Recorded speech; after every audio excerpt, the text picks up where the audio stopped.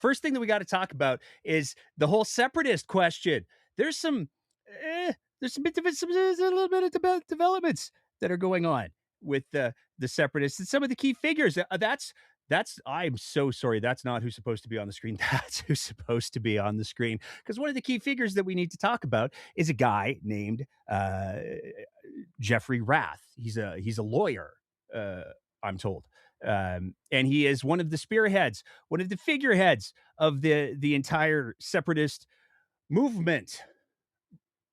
I can think of other things that are called movements that may or may not be appropriate. But yeah, he's one of the key guys. Him and Dennis Modry. They There's so much to unpack with this. Um, there's a lot of moving pieces to this separatist thing, and it's gotten a lot of attention over the last little while, especially the last 48 hours, because Donald Trump has once again ramped up his rhetoric in regards to uh, taking over Canada, um, which I do not like. But that comes in the wake of him taking over Venez- Venezuela.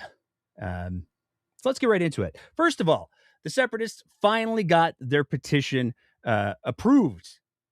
Now, there was a lot of heavy lifting that had to make this happen. Let's be very, very clear about that. And a lot of it was done by the Attorney General of the province of Alberta and the Premier of the province of Alberta. Two major things happened. The first thing that happened was originally the count of signatures that were required for a referendum. It was very, very high. You would have to have a very well organized campaign that had a lot of support. Let's say they could get one in, I don't know, every five Albertans to sign the petition, like maybe the Forever Canadian movement did. I can't remember if it was 1 in 5 or 1 in 10. I'll take full ownership of that. It was a huge number. They got almost 500,000 people to sign the thing, which was a very big deal, um, and very hard to do.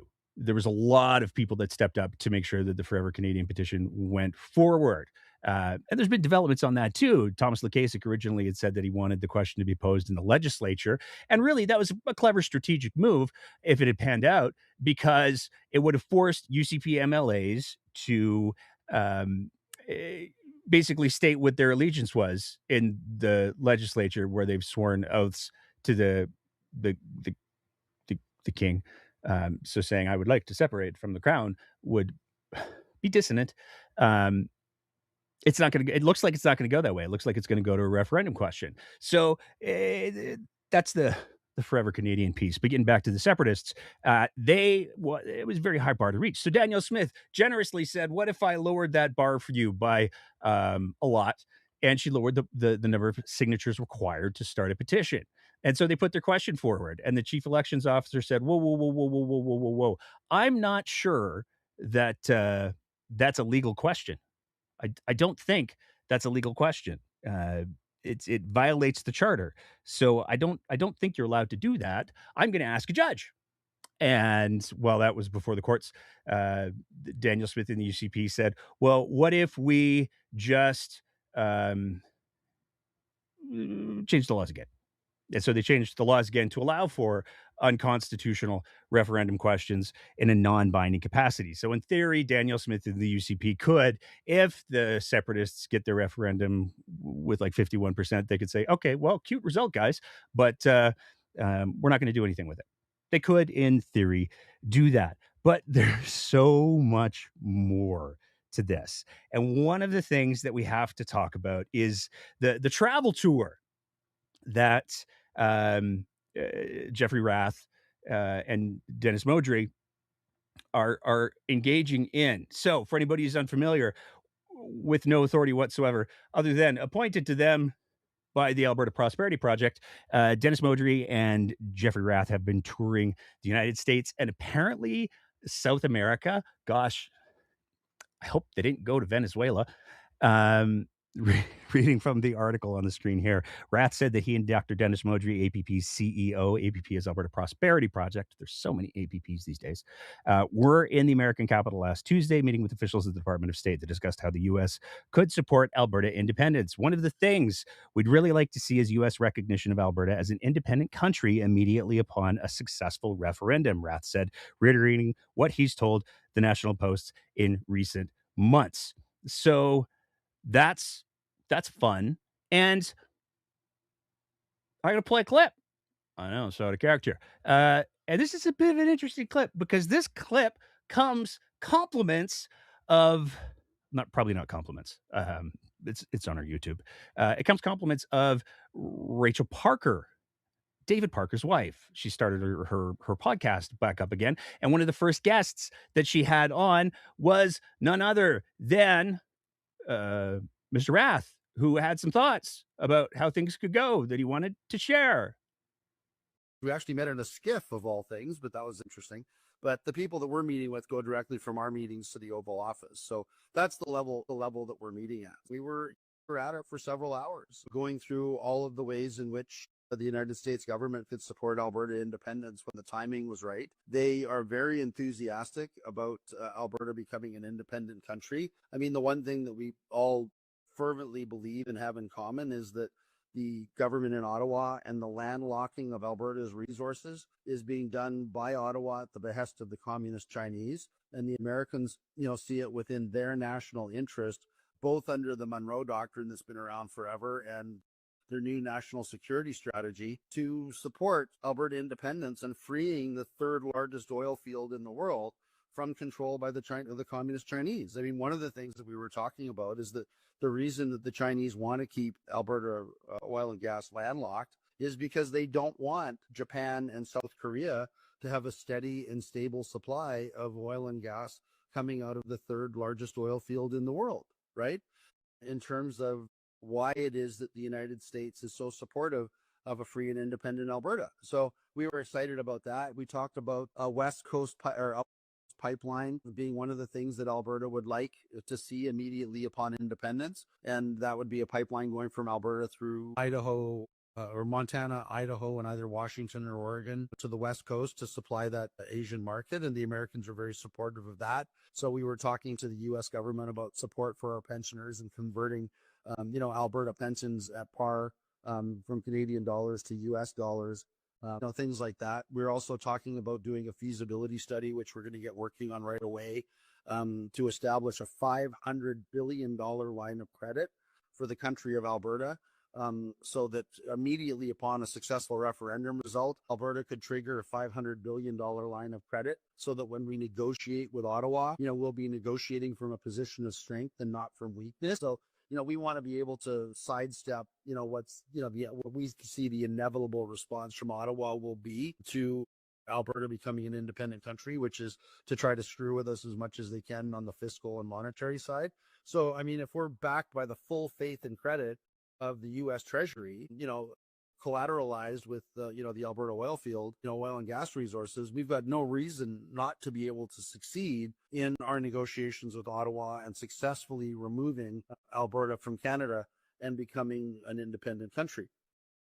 Now, there's so much to unpack there. Let's start our way. We'll go backwards to the front. The first piece that I love is the line of credit. $500 billion line of credit backed by the United States. Hey, I wonder what we would have to give in return for that. Well, in other interviews, Mr. Rath has been very clear. We just have to say we would put all of the oil sands, all of Alberta's natural resources against that line of credit, basically selling all of our resources in Alberta for a $500 billion line of credit to the United States. So that's super fun. Pipelines, talking about pipelines going down through the States. It seems like more and more people are starting to realize that the odds of a pipeline getting through BC, especially without the endorsement of the First Nations folks who live there, the odds are not great. And so now everybody's like, what if we go through the States? The pension, the notion that Alberta would be able to move the existing pension dollars held by the federal government, or the Canada Pension Plan, I should say, which do belong to every individual who's contributed to it. Let's be clear, uh, and get parity for the U.S. dollar. That's that's bold. I mean, we're talking about the U.S. government just handing over literally hundreds of billions of dollars for free. Makes perfect sense to me. But my favorite part of the whole thing is you see the whole reason why Alberta has been landlocked. And again, while technically we don't have any borders that align with open water, we've got tons of pipelines. We've got tons of rail. We've got tons of different ways that we get our product to market. So landlocked is a bit of a hyperbolic word to use under the circumstances. But the notion that the reason why the federal government has been pumping the brakes on pipelines and other sorts of development for the last few years doesn't have to do with logistics or lack of private interest or respecting treaty rights or dealing with the problems of unceded territories in BC. It has nothing to do with that. It's all because the Chinese government told the federal government that they could not allow Alberta to ship product to market because they don't want Japan and South Korea having a stable supply. I don't know. News to me. I'm not a speculator of the uh, Asian commodities markets, I guess. So I guess I'll have to ask an expert about that. But here's the thing that you have to understand. And this is where it's going to get wild. And I'm sure going to get a copyright strike on this video because it's not just Jeffrey Rath who's talking about the importance of Alberta in Donald Trump's grand plan for the United States national security. This is from November, and now I'm going to make you listen to, of all people, one of them is Steve Bannon. What President Trump's argument to Canada is, and they just kind of blew it off, but when he talks about defense, what he's making the point on the Arctic is that Canada is kind of like Ukraine, right? The Chinese and the Russians are up there, and they see the undefended northern territories of Canada. They're going to take a bite. The Canadians got to understand something. They already are. They're going to intrude in your territory, and they're going to dare you to do anything about it, and you're going to turn to Big Brother. Go ahead. We're getting Alberta is the linchpin. So when Trump says Canada's going to be the 51st state, he's speaking, he's vamping, he's having a little fun. But what he's really saying, because I know a lot of the guys in charge of the Albertan separatist movement or their prosperity movement, Alberta, they've already met twice now with the State Department. The Albertans are ready to vote in the next 6 months. They're getting out of the Canadian Union. They're going to become an independent state, independent country. We're going to recognize them, and that's going to put them on the pathway to becoming the 51st state. And here's why that's important. Alberta has a bevy of untapped rare earth minerals. They have the world's largest geothermal energy sources. They have some of the world's largest natural gas and oil deposits. So when Trump says Canada is becoming the 51st state, he's really talking about Alberta, and that's important because that's a gateway to the Arctic. Greenland is another gateway to the Arctic. So when we talk about hemispheric defense, we're not just talking about Latin America. We're talking about the polar regions too, Steve, and how they all link together. Now, oh, we're gonna have so much fun with this next little bit here. That was Steve Bannon, and a policy analyst out of the United States who does a lot of work with Turning Points USA. So let's be clear: the credibility, it's maybe questionable. He knew to correct himself and talk about it's not just the Alberta Separatists, Alberta Prosperity. So he's clearly, I mean, Alberta politics is fairly niche.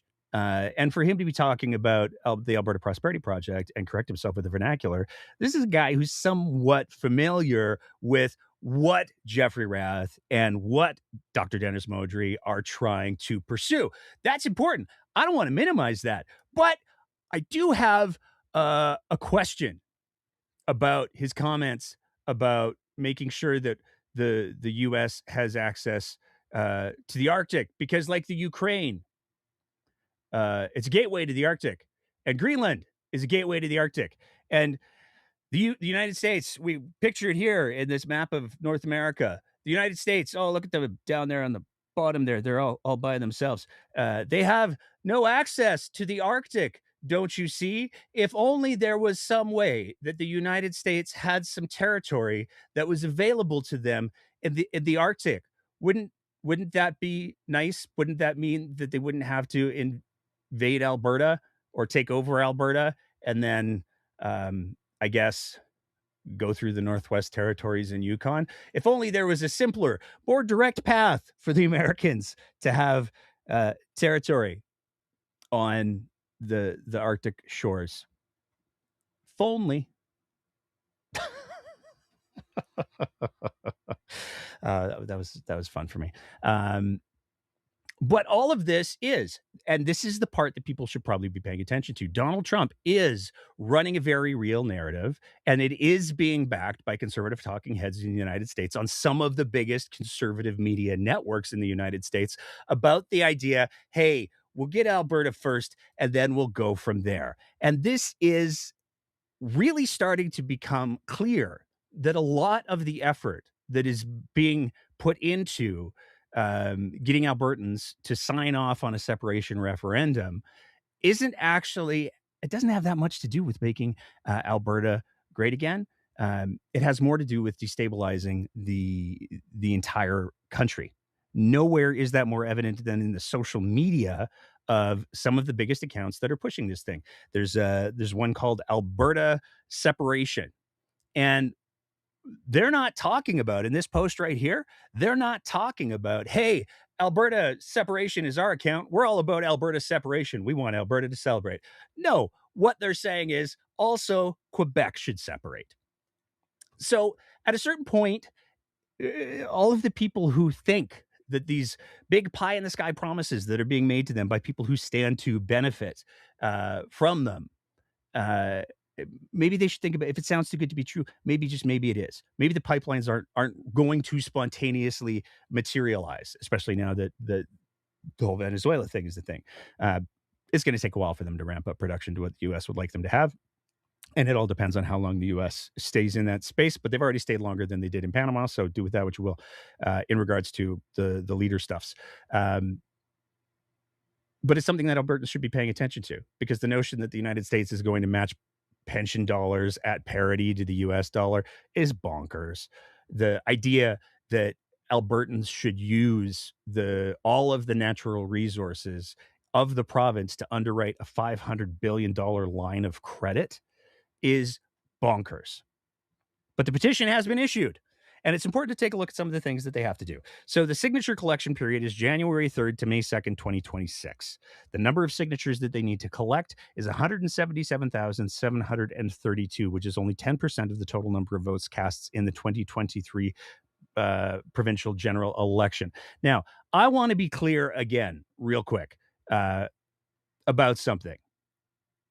This has been ruled to be an unconstitutional referendum question. The referendum question is, do you agree that the province of Alberta should cease to be part of Canada and become an independent state? The judge did rule on this. Justice Feasby did say this is an unconstitutional referendum question. That's one of the reasons why the UCP had to change the law in order to get it past the goalposts. And that hasn't been not noticed by a few folks. This press release came out just on the beginning of the weekend here, and definitely want to take a sec to highlight a couple of things in regards to it. This is from the Sturgeon Lake Cree Nation. No, and it reads, I'm just going to read the whole thing because it deserves to be read in its entirety. No separation of Alberta from Canada can occur without First Nations consent. This is treaty land. This is the law. Despite this, today the chief electoral officer followed the blatantly unconstitutional law passed by the UCP and approved a separatist petition in violation of Treaty Number 8. This petition will invite foreign interference and economic, social, and legal harm on all Canadians who live in Alberta, but especially all First Nations. This was approved while the courts were closed. They reopened Monday. Tonight, and again, this was released on January 2nd, 2026. Tonight, we have filed a statement of claim in the Alberta Court of King's Bench against Alberta, Canada, and the Chief Electoral Officer for failing to diligently implement the treaty and for breaching the treaty. On Monday, we will file an urgent injunction to pause the petition to avoid the foreseeable harms that will result from this petition. We will invite all First Nations and Canadians to support us. So, this has caused a bit of an uproar because the Alberta, again, it's one of those areas where the headline that shows up on social media doesn't match the headline that shows up on the news article. And then certain folks like the Alberta Prosperity Project decide to jump on it and jump up and down. So Global did put out a social media post that said, I believe it was Global. Yeah, it was Global Edmonton. Sturgeon Lake Cree Nation blocks Alberta separatist petition in court. Now, It was issued on the 2nd. The courts are closed. They have filed for an injunction. The courts reopen tomorrow. So it remains to be seen, but their intent is clear. And a judge has already ruled on the constitutionality of the question. This was, again, Justice Feasby. So it's not a big reach to say that they will likely get their injunction. The courts can be surprising, so we'll see what we see. But it's not a big reach to speculate that this late on a Sunday. Here I am speculating as such. But the other thing that is important to keep in mind is, as much as the Alberta Prosperity Project was like, whoa, whoa, whoa, we didn't get an injunction, we can still do our petition, it's all good and fun. There is a critically important part of that ruling by Justice Feasby that I do absolutely want to take a second to highlight, because it's the ball game. It really is the ball game, and people need to understand and appreciate that. There's a lot of armchair legal experts on the Twitter machines and on the Facebook machines. Interestingly, not very many on the Instagram or the Blue Sky. Wonder what's up with that. But on those other two platforms, there's a lot of armchair legal experts, and they like to say, "Oh, they ceded their land. They can't. They can't. They can't say no." Well, judge ruled on that. Justice Feasby was very, very clear. Perhaps an independent Alberta would adopt provisions like the Constitution Act 1982, Section 35, and recognize and affirm treaty rights. But for the reasons explained above, Alberta cannot succeed to the numbered treaties without the consent of First Nations. Moreover, this decision has concluded that the transformation of provincial and territory boundaries into international borders would contravene the numbered treaties by significantly impairing the exercise of treaty rights by First Nations. So let's be crystal clear. I'm going to use the joke again. If you're a regular little listener to the show, you know the joke I'm going to use. I'm going to use it again. The only way that Alberta can secede or leave or become our own country, I would not want to be a resident of the country of Alberta, and I'm born and raised here. But anyways, the only way that Alberta can do that is if they get the permission of all of the treaty signatories that cover Alberta, which is, again, for the cheap seats, all of Alberta. So the short version of that is all that Jeffrey Rath, who's making promises of pipelines and pensions and $500 billion against revenue and land. And that is also treaty land, by the way. If you just trust the Jeffrey this time and all of his friends in the Alberta Prosperity Project, just trust him this time. As we renegotiate the treaties, if you could just trust the settlers this time, we'll do you honest. We will.